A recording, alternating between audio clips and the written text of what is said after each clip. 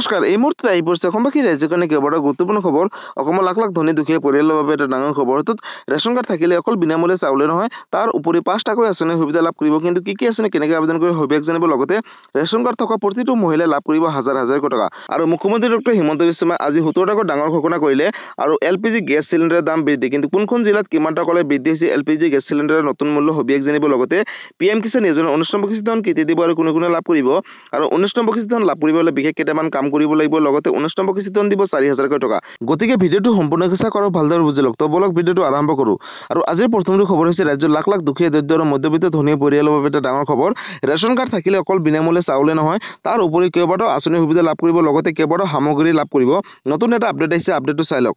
নতুন বছৰৰ প্ৰথম দিনটোতে মুখ্যমন্ত্ৰী ডক্টৰ হিমন্ত বিশ্ব শৰ্মাই 17টাকৈ ডাঙৰ উপহাৰ দিলে ৰাজ্যবাসীলৈ। লগতে 2025 অৰুণোদয় আঁচনিৰ অধীনত ধন লাভ কৰিব দৰিদ্ৰ লোকে বুলি ঘোষণা কৰিছে। আৰু নতুন বছৰত বহু লোকৰ বিদ্যুতৰ বিল শূন্য হ'ব এতিয়াৰে পৰা বুলি ঘোষণা কৰিছে। লগতে এইবাৰ ৰেচন কাৰ্ড থাকিলে দাইল, নিমখ, চেনি। মুখ্যমন্ত্ৰী ডক্টৰ হিমন্ত বিশ্ব শৰ্মাই কৰিলে বৃহৎ ঘোষণা। অৰ্থাৎ ৰেচন কাৰ্ড থাকিলে অকল বিনামূলীয়া চাউলে নহয়, নতুন বছৰৰ প্ৰথম দিনটোতে ৰাজ্যবাসীলৈ মুখ্যমন্ত্ৰী ডক্টৰ হিমন্ত বিশ্ব শৰ্মাই কেইবাটাও বৃহৎ ঘোষণা কৰিলে। ৰাজ্য চৰকাৰে যিকোনো কৰ্মচাৰীৰ মৃত্যু হ'লে পৰিয়ালে লাভ কৰিব 10 লাখকৈ টকা এতিয়াৰে পৰা। দুৰ্ঘটনাত মৃত্যু হ'লে কৰ্মচাৰীৰ পৰিয়ালে লাভ কৰিব 1 কোটিকৈ টকা বুলি মুখ্যমন্ত্ৰী ডক্টৰ হিমন্ত বিশ্ব শৰ্মাই ঘোষণা কৰিলে। লগতে দুৰ্ঘটনাত গুৰুতৰভাৱে আঘাতপ্ৰাপ্ত হৈ বিশেষভাৱে সক্ষম হ'লে লাভ কৰিব 80 লাখকৈ টকা।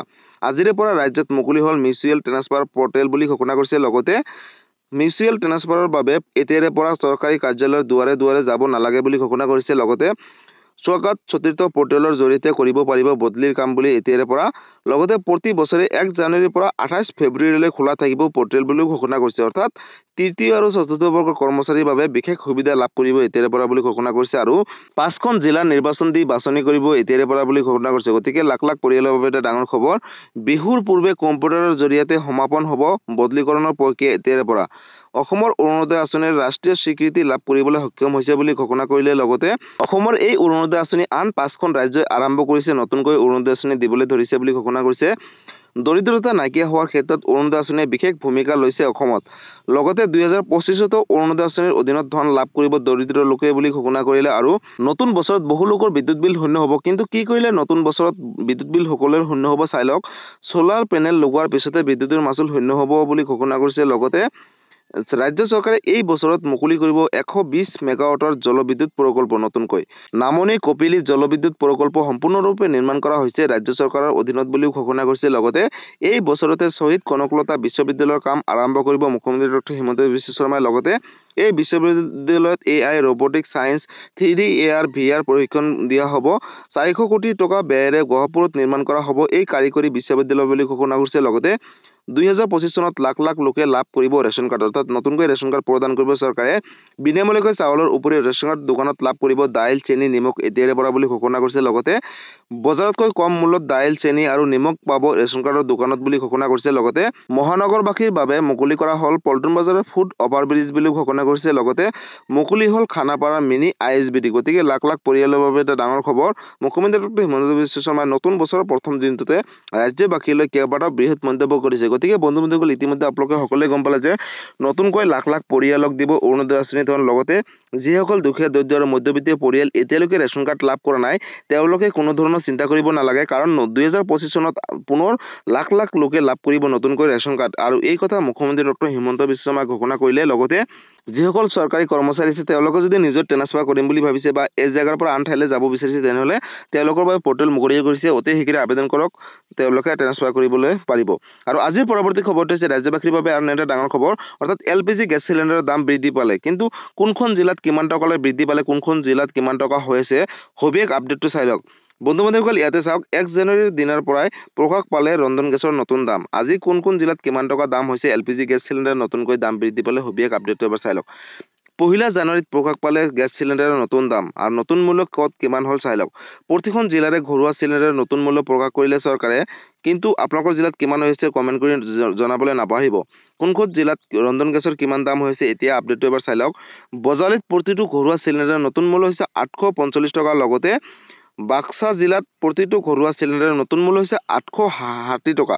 আৰু বৰপেটা জিলাত নতুন মূল্য হৈছে 845 টকা বুলি ঘোষণা কৰিছে। লগতে বিশ্বনাথ জিলাত নতুন মূল্য হৈছে 861.50 পইচা আৰু বঙাইগাঁও জিলাত নতুন মূল্য হৈছে LPG গেছ চিলিণ্ডাৰ 837 টকা বুলি ঘোষণা কৰিছে। লগতে কাছাৰ জিলাত নতুন মূল্য হৈছে 937.50 পইচা আৰু চৰাইদেউ জিলাত নতুন মূল্য হৈছে 818.50 পইচা বুলি ঘোষণা কৰিছে। লগতে চিৰাং জিলাত হৈছে নতুন মূল্য 837 টকা নতুন গেছ চিলিণ্ডাৰৰ দাম আৰু দৰং জিলাত নতুন মূল্য হৈছে 860 টকা। গতিকে আপোনালোকৰ অঞ্চলত কিমান টকা হৈছে কমেণ্ট কৰিবলৈ নাপাহৰিব। লগতে ধেমাজি জিলাত নতুন মূল্য হৈছে 861.50 টকা বুলি ঘোষণা কৰিছে। লগতে ধুবুৰীত নতুন মূল্য হৈছে 853.50 পইচা। গতিকে ডিব্ৰুগড় জিলাত নতুন মূল্য হৈছে 802 টকা, অৰ্থাৎ নতুন LPG গেছ চিলিণ্ডাৰৰ দাম বৃদ্ধি পালে। ডিমা হাছাওত নতুন মূল্য হৈছে 961.50 পইচা বুলি ঘোষণা কৰিছে। গোলাঘাটত নতুন মূল্য হৈছে 819.50 পইচা বুলি ঘোষণা কৰিছে। লগতে গুৱাহাটীত নতুন মূল্য 852 টকা বুলি ঘোষণা কৰিছে। গতিকে আপোনাৰ অঞ্চলত কিমান হৈছে কমেণ্ট কৰিবলৈ নাপাহৰিব। লগতে হাইলাকান্দি জিলাত নতুন গেছ চিলিণ্ডাৰৰ মূল্য হৈছে 946 টকা। লগতে হোজাই জিলাত নতুন গেছ চিলিণ্ডাৰৰ মূল্য হৈছে 875 টকা আৰু যোৰহাট জিলাত নতুন মূল্য হৈছে 818.50 পইচা বুলি ঘোষণা কৰিছে আৰু কামৰূপ মেট্ৰত হৈছে নতুন মূল্য গেছ চিলিণ্ডাৰ 852 টকা আৰু কাৰ্বি আংলং জিলাত নতুন গেছ চিলিণ্ডাৰৰ LPG গেছ চিলিণ্ডাৰৰ মূল্য হৈছে 825 টকা। লগতে কৰিমগঞ্জ জিলাত নতুন LPG গেছ চিলিণ্ডাৰৰ মূল্য হৈছে 937.50 পইচা। কোকৰাঝাৰ জিলাত নতুন গেছ চিলিণ্ডাৰৰ মূল্য হৈছে 837 টকা বুলি চৰকাৰে ঘোষণা কৰিছে। লগতে লখিমপুৰত নতুন গেছ চিলিণ্ডাৰৰ মূল্য হৈছে 861.50 পইচা আৰু মাজুলীত নতুন গেছ চিলিণ্ডাৰৰ মূল্য হৈছে 819.50 পইচা বুলি ঘোষণা কৰিছে। লগতে মৰিগাঁও জিলাত নতুন গেছ চিলিণ্ডাৰৰ মূল্য হৈছে 862.50 পইচা। নগাঁও জিলাত নতুন গেছ চিলিণ্ডাৰৰ মূল্য হৈছে 875 টকা বুলি ঘোষণা কৰিছে। লগতে নলবাৰী জিলাত নতুন গেছ চিলিণ্ডাৰৰ মূল্য হৈছে 860.50 পইচা বুলি ঘোষণা কৰিছে আৰু দক্ষিণ চালমাৰাত নতুন গেছ চিলিণ্ডাৰৰ মূল্য হৈছে 853.50 টকা বুলি ঘোষণা কৰিছে। লগতে শিৱসাগৰ জিলাত নতুন মূল্য হৈছে 810.50 পইচা আৰু শোণিতপুৰত নতুন LPG গেছ চিলিণ্ডাৰৰ মূল্য হৈছে 868.50 পইচা বুলি ঘোষণা কৰিছে। লগতে তিনিচুকীয়া জিলাত নতুন গেছ চিলিণ্ডাৰৰ মূল্য হৈছে 802 টকা আৰু লগতে ওদালগুৰি জিলাত নতুন গেছ চিলিণ্ডাৰৰ মূল্য হৈছে 868.50 পইচা। লগতে পশ্চিম কাৰ্বি আংলঙত নতুন মূল্য হৈছে 875 টকা। গতিকে বন্ধু বান্ধৱীসকল আপোনালোকে সকলোৱে গম পালে যে LPG গেছ চিলিণ্ডাৰৰ দাম বৃদ্ধি পালে, কিন্তু কোনখন জিলাত কিমান টকালৈ বৃদ্ধি পালে আপোনালোকে সকলোৱে ইতিমধ্যে গম পালে। আৰু আপোনালোকৰ অঞ্চলত কিমান টকা হৈ আছে বৰ্তমান LPG গেছ চিলিণ্ডাৰৰ দাম আপোনালোকে এটা কমেণ্ট কৰিবলৈ নাপাহৰিব আৰু এই ভিডিঅ'টো আপোনালোকে ক'ৰ পৰা চাই আছে সকলোৱে কমেণ্ট কৰিবলৈ নাপাহৰিব।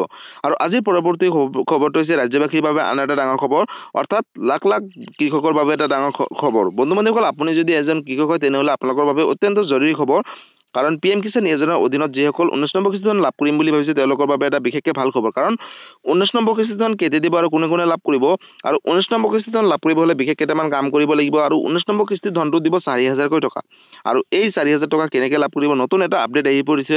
পোনপ্ৰথমতে আপডেটটো এবাৰ চাই লওক। বন্ধু বান্ধৱীসকল ইয়াতে চাওক, নতুন বছৰত দুগুণ হ'ব PM কিষাণ যোজনাৰ ধন। বছৰি 6,000 টকাৰ সলনি 12,000 টকালৈ বৃদ্ধি পৰামৰ্শ আগবঢ়াইছে ইতিমধ্যে। প্ৰধানমন্ত্ৰী কিষাণ সন্মান নিধি যোজনাৰ ধন লাভ কৰা কৃষকৰ বাবে এটা অত্যন্ত জৰুৰী খবৰ। নতুন বছৰত বৃদ্ধি পাব পাৰে PM কিষাণ যোজনাৰ ধনৰ পৰিমাণ বুলি ঘোষণা কৰিছে। লগতে দুগুণলৈ বৃদ্ধি পাব পাৰে PM কিষাণ যোজনাৰ ধন, অৰ্থাৎ বছৰি 6,000 টকাৰ জেগাত সলনি কৰি 12,000 টকালৈ বৃদ্ধি কৰিব। গতিকে লাখ লাখ কৃষকৰ বাবে এটা ডাঙৰ খবৰ, এতিয়াৰ পৰা বৃদ্ধি কৰিব চৰকাৰে। কৃষি মন্ত্ৰালয়ৰ সংসদীয় কমিটিয়ে চৰকাৰক আগবঢ়াইছে এই নতুনকৈ পৰামৰ্শ বুলি ঘোষণা কৰিছে। লগতে এই পৰামৰ্শৰ ভিত্তিত কেন্দ্ৰীয় চৰকাৰে গ্ৰহণ কৰিব নতুনকৈ সিদ্ধান্ত, আৰু যদি এই সিদ্ধান্ত গ্ৰহণ কৰে তেনেহ'লে লাভ কৰিব আপোনালোকে 12,000কৈ টকা বছৰি। 2025-26 বৰ্ষৰ বিত্তীয় বাজেটত এই পুঁজি আবেদন কৰিছে চৰকাৰে। বছৰি 6,000 টকাৰ সলনি 12,000 টকালৈ বৃদ্ধি পৰামৰ্শ আগবঢ়াইছে ইতিমধ্যে। গতিকে PM কিষাণ যোজনা 19 নং কিস্তিজনক লৈ ডাঙৰ খবৰ, শীঘ্ৰেই কৰি লওক EKC অন্যথা নাপাব ধন। PM কিষাণ যোজনা সন্মান নিধি ধনক লৈ এটা আহি গ'ল ডাঙৰ খবৰ। PM কিষাণ যোজনা 19 নম্বৰ কিস্তি ধনক লৈ এই ডাঙৰ খবৰ কৰিলে, অৰ্থাৎ লাখ লাখ কৃষকৰ বাবে এটা ডাঙৰ খবৰ। বন্ধুসকল কেতিয়া আপোনাৰ একাউণ্টত সোমাব 19 নম্বৰ কিস্তি ধন, আৰু 19 নম্বৰ কিস্তি ধনৰ বাবে যদি ৰৈ আছে তেনেহ'লে বিশেষ কেইটামান কাম কৰিব লাগিব।